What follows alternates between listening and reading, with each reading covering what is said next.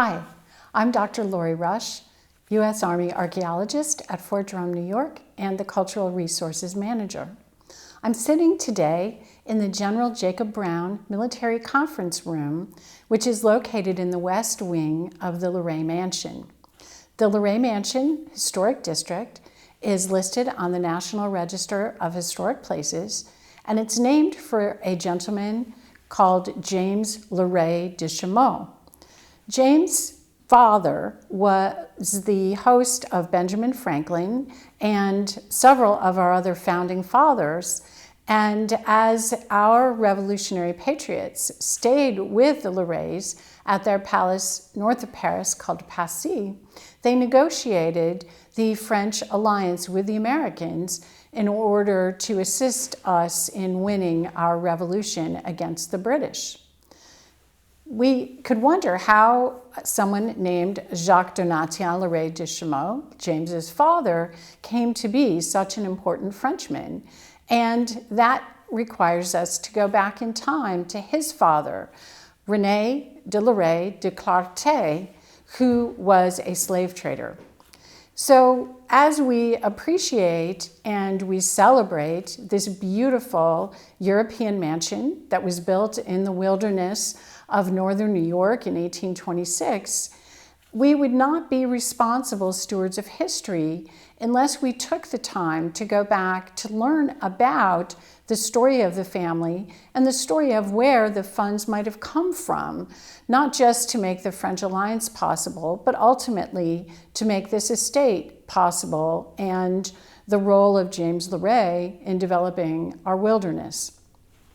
So, going back to James's grandfather, René de LeRay de Clarté, we find in even just a preliminary look at the records of African slave trade that he had at least 6 ships that he owned.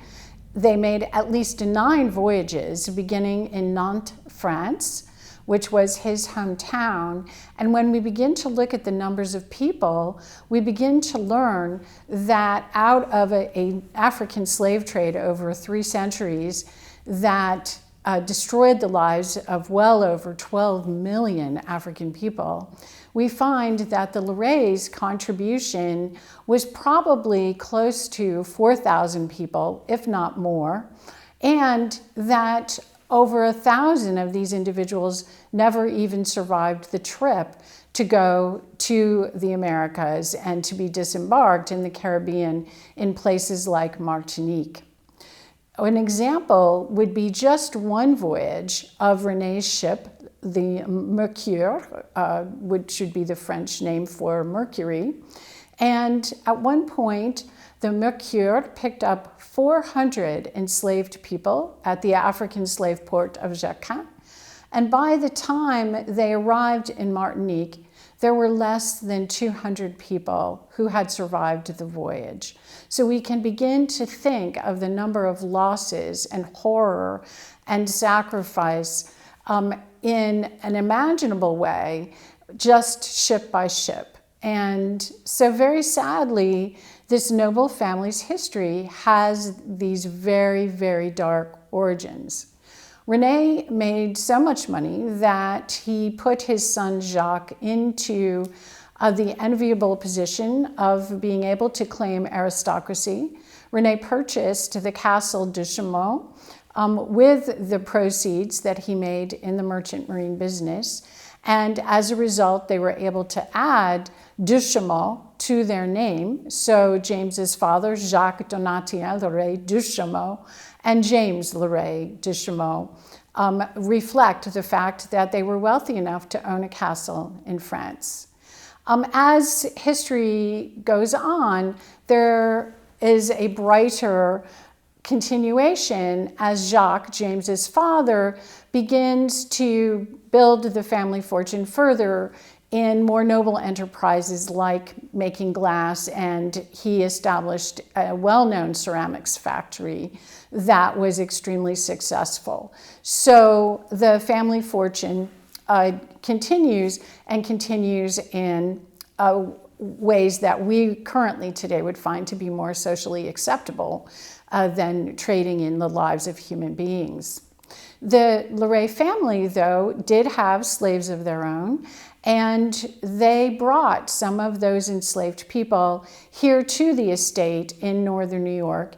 And in fact, we have another video that discusses the head of the household, the slave and nurse to LeRay's 3 children, Rachel, who is buried here in a historic sheepfold cemetery about 2 miles away from the estate.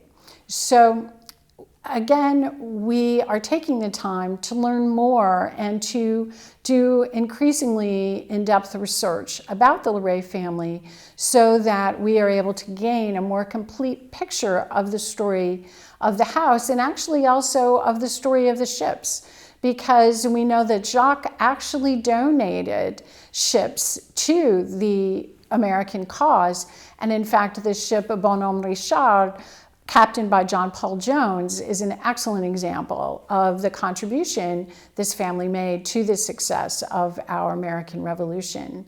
But even going beyond our estate here and the LeRay district, we also need to think about the origins of the fortunes that helped us ultimately win freedom and hopefully helping to create a place where enslaved people are no longer held captive, and that we live up to all men being created equal and liberty and justice for all. Thank you.